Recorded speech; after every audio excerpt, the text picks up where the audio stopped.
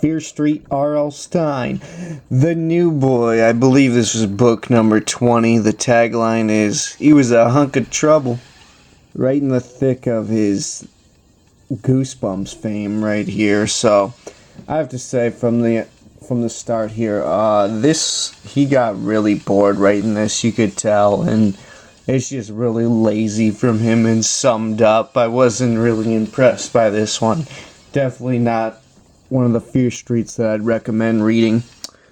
And let's introduce the characters. Actually, I'll read the back of the book first, so here we go.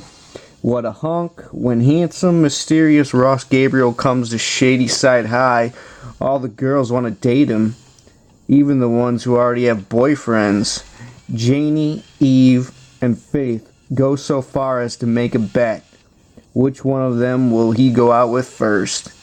But then the murders begin, and it starts to look like dating Ross means flirting with a gruesome and untimely death.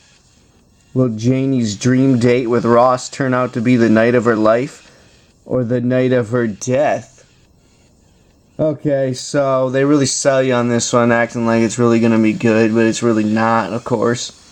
And Janie is our lead character, as you can tell right now. She is shy, who can never secure a man's attention throughout her life, and she's overshadowed and obfuscated by her two prettier friends, Eve and Faith. They both have boyfriends. Let's see how it starts off here. They were in charge of the treasury for a dance for the school at Shadyside. And the total amount they earned was like $1,200. And this is really the catalyst that galvanizes all the murders for the book here. So it's kind of important, even though it's not. Anyway, before they were able to hand it off to the principal, someone steals it, but we don't know who, of course.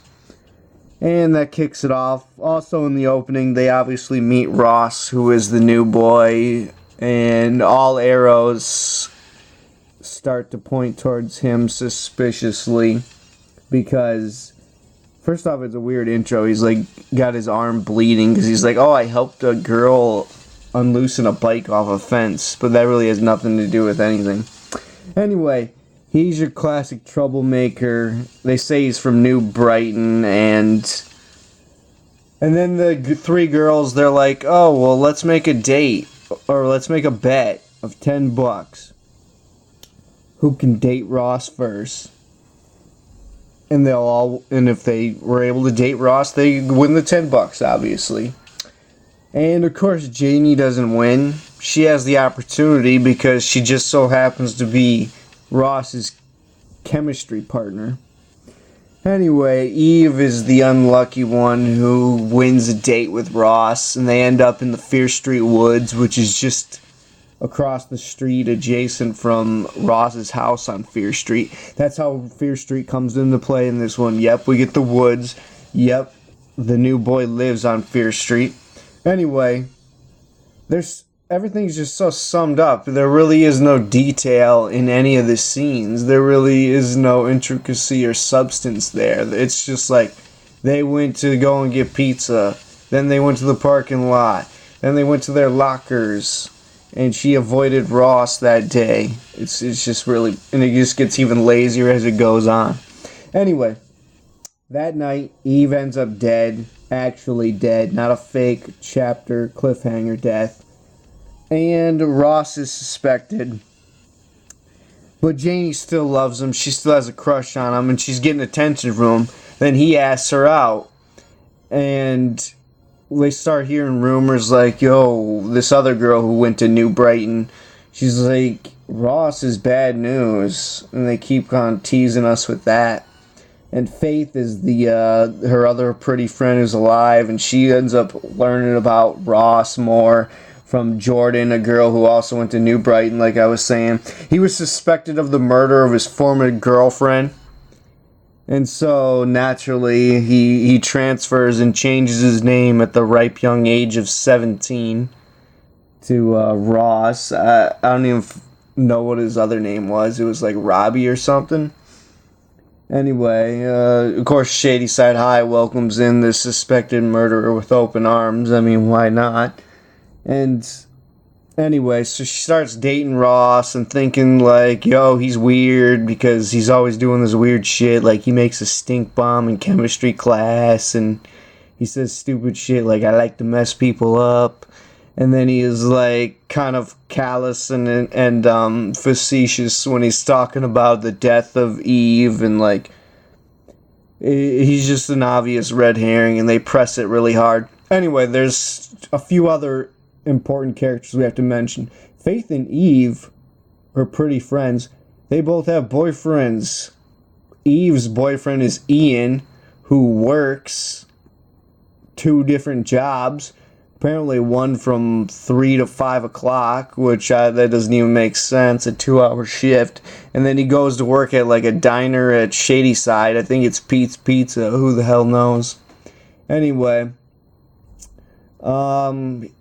he's kind of depressed about it, and he learns that like Janie won't tell him that Eve was out with Ross that night, and he eventually finds out. He gets kind of pissed. The other boy is Paul, who's Faith's boyfriend. He's the star football player, and he pretty much only dates Faith because she's rich or whatnot. Anyway, let's get on with the plot and everything. She goes on a bunch of dates with Ross. We get bored to death by it. She's creeped out. You know, of course there's some call waiting, suspicious scenes, because there always is in every R.L. Stine book. And then she goes to end up meeting Faith and finds Faith's dead body. And Ian just so happens to be there too. Like, yo, she called me because she was going to tell me about Ross. So they all suspect Ross is like killing off all these people. They're like, what the hell's going on? And let's just get to the ending, because this is pissing me off. This whole book is pissing me off. At least I got paid to read it. I read it on like the graveyard shift in like 2 different shifts. And we end up learning who the killer is. If you don't want to know, read the book or whatever, or turn off the video. I'm spoiling it. It is Ian, the workaholic. It happens to be that Eve stole the money, the dance money, like I was talking about in the beginning, and with the intention of giving it to her boyfriend so she could actually spend time with him because he's always working. He's like, I need that money for college. It's always the workaholic, just like in Halloween night. Whenever someone's a workaholic, they're usually like the killer, because money's the ultimate motivator. Am I right? And Ian is so psychotic that he ends up killing Eve because he's like, she was going to give the money back and I needed that $1,200 for college. I got to go to college. And you're like, this is just so weak. And he's like, I got the evidence, Janie. Meet me at the Fear Street Woods. And they go in the Fear Street Woods under the pretense like, yo, I'm going to show you the evidence that Ross killed her. And then they go there, and he pulls out the bat, and he's like, this is the evidence. You see the dried blood? It's Eve's. And he goes to smack up Janie. But Ross, who obviously lives across the street, he shows up because he sees him. He ends up getting whacked in the head by the bat. But within like 2 seconds later, he's already up and like thwarting Ian's homicide attempt. I mean, that's what I said. It's like so sun up. It just comes up like so quick and everything. Oh, it's just so bad. The last third of the book. R.L. Stine just got so lazy. He was just like, get this one on my face. I gotta write a few more Goosebumps books and another Fear Street one. So get out of here. And Ian, I don't think he dies. I think he ends up going to getting arrested for it the day after or whatever. I really don't have anything to say outside of this. I mean, Paul's like a dumbass because he's like supposed to be the star athlete and whatever. And Yeah, that pretty much sums it up. I give it a C minus tops, probably in the D range, but uh, tune in for another Fear Street review coming in the future. And if you have any ones that you recommend, please tell me, because I'm always trying to buy new ones to read. And I'm out. Thanks for watching. This was JBM for Mr. Creepshow 9.